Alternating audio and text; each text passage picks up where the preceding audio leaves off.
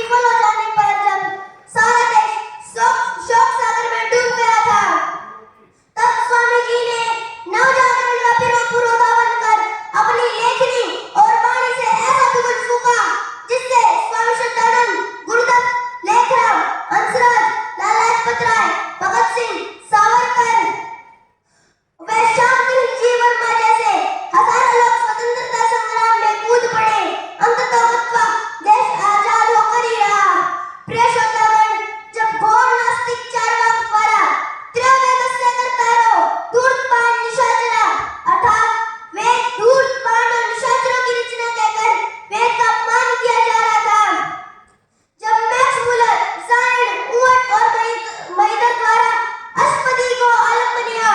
8 पैरों वाली अर्थात गर्भिणी गाय को मारकर यज्ञ में डालना चाहिए कहकर अर्थ का अलग किया जा रहा था,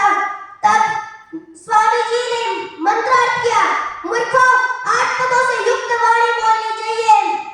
जब शंकराचार्य जैसे उच्च कोटि के विद्वान भी स्त्री शूद्र नाधियतम, स्त्री और शूद्र को वेद पढ़ने का अधिकार नहीं, नारी नरकस्य द्वारम, नारी नरक का द्वार होती है कहकर देश की आधी से ज्यादा आबादी को वेद पढ़ने से वंचित कर दिया था। जब तुलसीदास जैसे राम भक्त भी ढोल कबार, पशु शूद्र और नारी ये सब ताड़न के अधिकारी कहकर नारी और शूद्र को अपमानित किया जा रहा था। जब कबीर जैसे संत भी नारी की छाया पड़त अंधा हो भुजंग, कबीरा उनकी कौन गत जो रहनित नारी के संग कहकर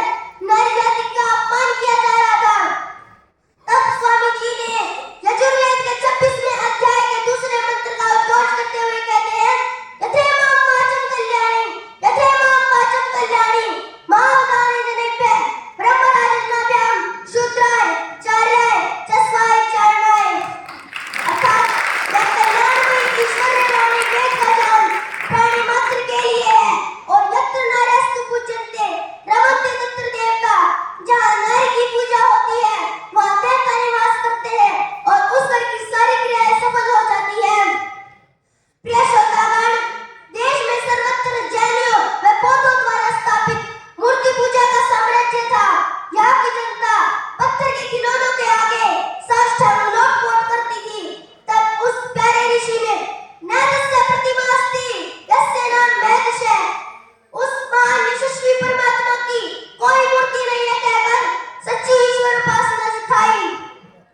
प्रिय श्रोतागण, मूर्ति पूजा पर हुए विश्व प्रसिद्ध काशी शास्त्रार्थ को कौन नहीं जानता, जबकि दुष्मती कही जाने वाली काशी में स्वामी जी ने विशुद्धानंद और बाल शास्त्री जैसे 41 विद्वानों को धूल चटा दी थी, जिसके बाद उस चमचमाते हीरे की चमक चारों दिशाओं में फैल गई। यूरोपियनों ने स्वामी जी को भारतीय लूथर, हिंदुओं ने शंकराचार्य का अवतार तथा अमेरिकी योगी एंड्रयू जैक्सन डेविस ने परमात्मा का आज्ञा पालक पुत्र बता दिया। काशी शास्त्रार्थ के उपरांत तो पौराणिक खलबली मच चुकी थी।